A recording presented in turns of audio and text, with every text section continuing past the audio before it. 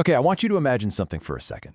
Picture taking a tiny reef, one that's barely above water at high tide, and just building on it, pumping millions of tons of sand until you have a brand new island.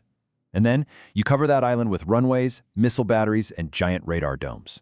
Well, this isn't some sci-fi movie. It's one of the boldest, most controversial geopolitical projects of our time, and it's all happening right now in the South China Sea. So yeah, let's get into it. Before we even talk about the islands, you have to understand the stakes. And really, it all comes down to this number. We're talking about a waterway that is, and I mean this literally, the lifeblood of the global economy. $3.4 trillion in trade. The phone you're holding, the gas in your car, so much of it sails right through these waters every single year. So you can see why controlling this area means you have your hand on a major switch for global commerce. And this map right here, this shows you the problem in a nutshell.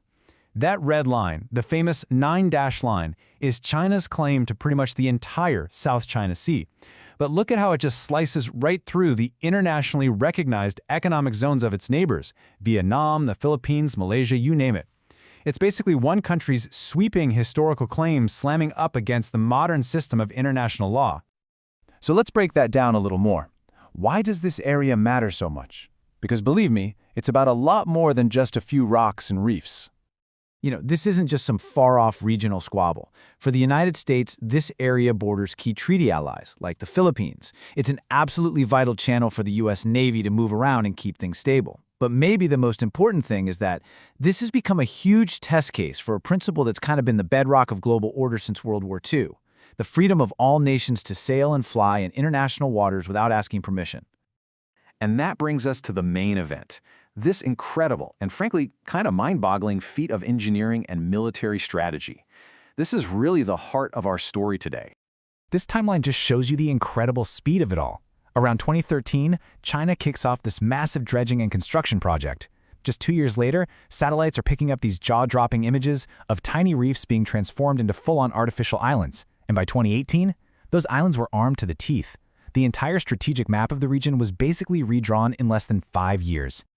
Now get this, right in the middle of all this construction, this was the official promise made on the world stage. In 2015, President Xi Jinping stood right next to the U.S. president and said very clearly that there was no intention to militarize these new islands.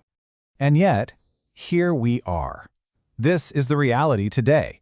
Those same islands are now home to anti-ship cruise missiles, advanced surface-to-air missile systems, runways long enough for bombers and fighter jets, hardened hangars, powerful jammers, the whole shebang. That promise from 2015 is just a world away from the hardware we see on the ground today. This whole thing isn't just a physical standoff. It's a legal one. It's a philosophical one. It's about more than just weapons. It's a debate over the very rules that govern the world's oceans. And the big idea being tested here is the freedom of the seas. Think of it like this.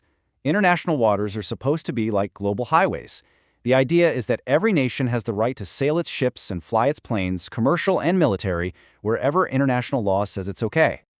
So, this is where it gets really interesting, because freedom of navigation means two totally different things depending on who you talk to. For the US and most of the world, it applies to all ships, including warships doing surveillance.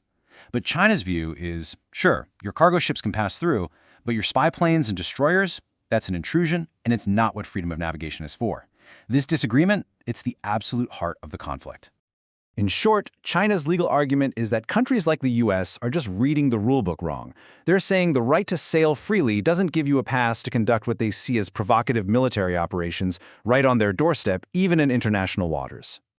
So how has the world, and especially the US, responded to the creation of this sea fortress and this whole new interpretation of the law? Well, the U.S. has a three-part playbook. It starts with diplomatic protests, filing the official paperwork. But the part that gets all the headlines is Step 2, Freedom of Navigation Operations, or FONOPs. This is when the U.S. military purposely sails a warship or flies a plane through an area China claims, just to make the point that they don't accept that claim.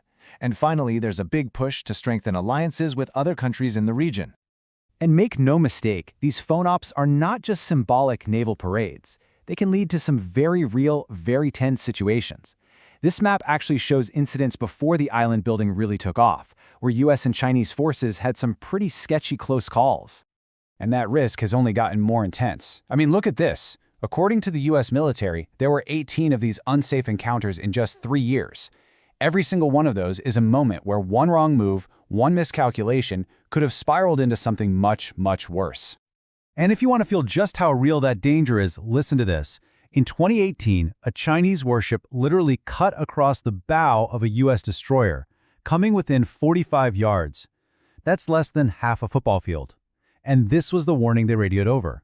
It doesn't get much more direct or more dangerous than that. So all of this, it leads to a very unsettled future. What happened over the last decade has created a brand new and much more confrontational reality in the South China Sea. So what's the bottom line here? Strategically, these island fortresses give China the ability to project its power across the entire region.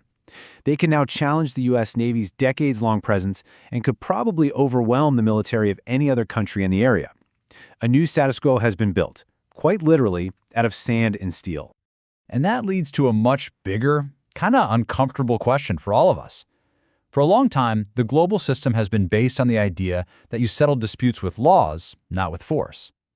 China's success here has a lot of people asking, are we slipping back into an era where might makes right is the only rule that matters?